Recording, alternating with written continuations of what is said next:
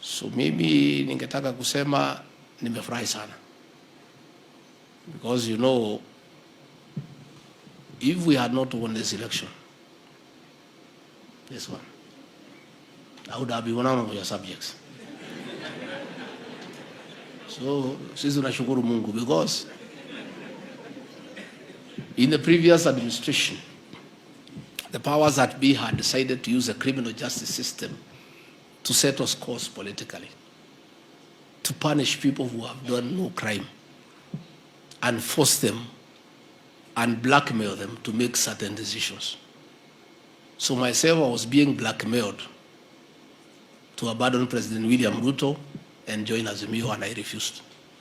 And they said the criminal justice against me, and they were forcing the magistrate to jail me for 20 years in committee. So, tunasema Mungu ni mwema. Lakini hata kama wangetufunga, si tungekuja tu tukae huko na nyinyi. Sasa kama mtu amepata A- akiwa huko. And I want to say, it is very bad. It's unforgivable to use the criminal justice system to punish innocent people.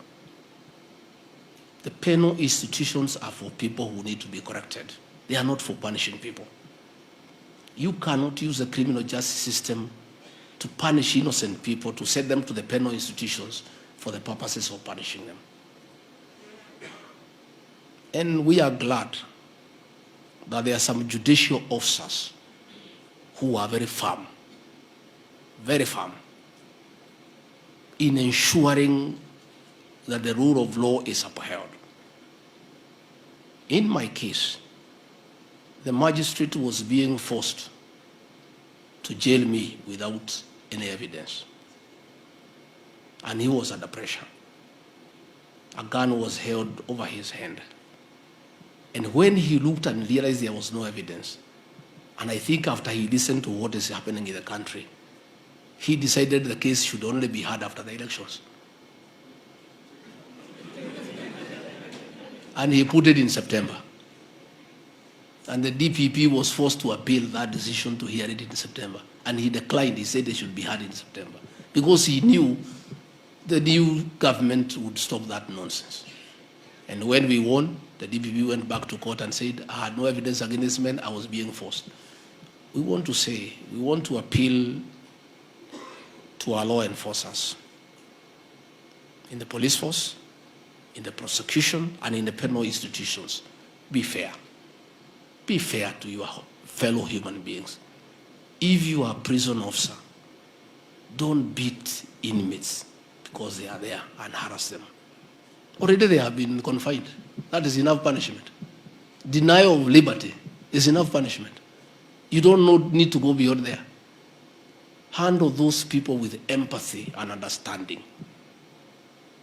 Let me tell you, PS, let us improve these penal institutions when we have the opportunity. You never know. You never know. You never know. Anybody is a potential client of a penal institution. Isn't it? Those of us who have the responsibility to improve these penal institutions, let us do so. Let us improve them. Even if you don't go there, your own sister could find herself there. Your own brother, your own child.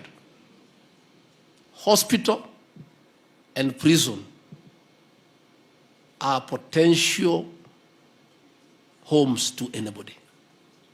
Never laugh at people because they are sick. You never know. When you hear somebody has a harambe, unamchekelea bila hospitali. You don't know.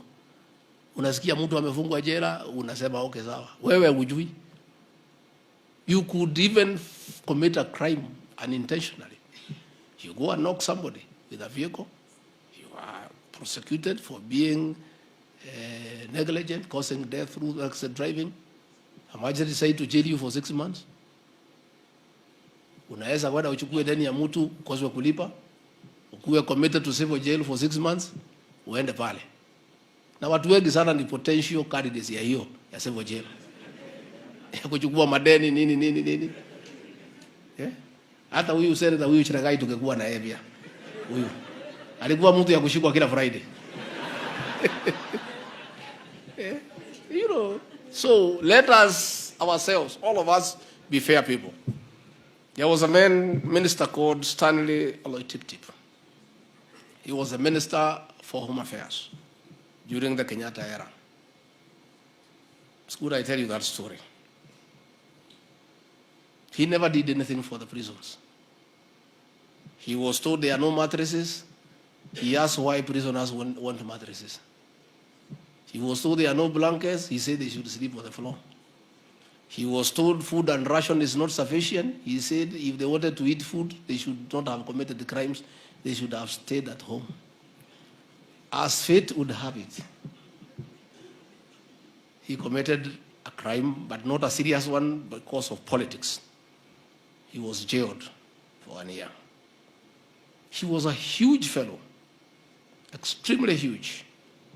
So when he arrived at the committee, there was no uniform that could fit him. So they had to get about 6 uniforms and stitch them in the prison industry for him. Then he was taken to the cell. Then he asked, where is the mattress? Abiwa hakuna, na blanketi hakuna. Hapa sasa mtu atalala namna gani? The prisoner warder told him, yourself, you said in parliament, that there is no need for mattress or blanket in prison. Sasa wacha saa ya chakula ifike. Sinide nawekwa kama nikutupwa. Akauliza sasa hii mimi inaweza shiba. He was a huge fellow. Akaambiwa, you said there is no need to have sufficient food in prison. What am I saying? You are in a position of responsibility to make life better for mankind. Please do so. You never know.